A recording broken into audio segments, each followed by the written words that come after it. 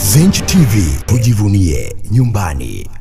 Rais wa Jamhuri ya Muungano wa Tanzania Dr. Samia Suluhu Hassan ameelekeza kwamba hakutakuwa na maadhimisho ya sherehe za uhuru wa Tanganyika mnamo Disemba 9 mwaka 2025 na badala yake fedha ambazo zilipaswa kutumika katika sherehe hizo zitapelekwa moja kwa moja kutumika kurekebisha miundombinu iliyoharibika kutokana na maandamano ya Oktoba 29 mwaka 2025. Waziri Mkuu Dr. Mwigulu Lameck Nchemba ametoa kauli hiyo kwa niaba ya Rais Dr. Samia Suluhu Hassan wakati ambapo waziri mkuu alipokuwa akiongea na wakazi wa Mbezi Luis jijini Dar es Salaam leo hii siku ya Jumatatu Novemba 24 mwaka 2025. Na nikinukuu kile ambacho amekizungumza Waziri Mkuu Dr. Mwigulu Nchemba wakati alipokuwa akiongea na wananchi, alitanguliza kwa kutoa pole kwa wale wote ambao wameathirika katika maandamano ambayo yalitokea mwaka huu mnamo Oktoba 29. Ninaungana na Mheshimiwa Rais Dr. Samia Suluhu Hassan kutoa pole kwa wote walioathirika na vurugu zilizotokea mnamo Oktoba 29 mwaka 2025. Na tumunge mkono rais na wajumbe wa tume iliyoundwa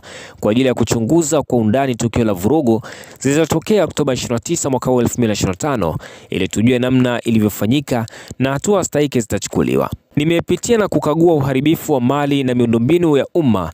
Hauwezi kuamini kama tukio hili limetokea Tanzania. Watanzania tunapaswa kujua miundombinu hii ni mali ya umma. Tunaijenga kwa fedha zetu sisi wa Tanzania, si pesa za serikali. Wanaoshabikia uharibifu wa miundombinu ya umma hawapo hapa nchini. Na wanaambieni mchome mali za umma, na mkifanya hivyo mnajisikiaje? Wanajipa haki ya kwamba wao wanaipenda Tanzania. Mpenda Tanzania hawezi kukwambia uichome Tanzania. Msiwasikilize. Mkiichoma zaidi Tanzania, wao ndio wanalipwa zaidi. Na hiyo ni nukuu kutoka kwa Waziri Mkuu Dr. Mwigulu Lameck Nchemba wakati ambapo alipokuwa akiongea na wananchi leo hii siku ya Jumatatu ya Novemba 20. Mheshimiwa Rais ameelekeza tarehe 9 hakutakuwa na sherehe za kuadhimisha hiyo Disemba 9.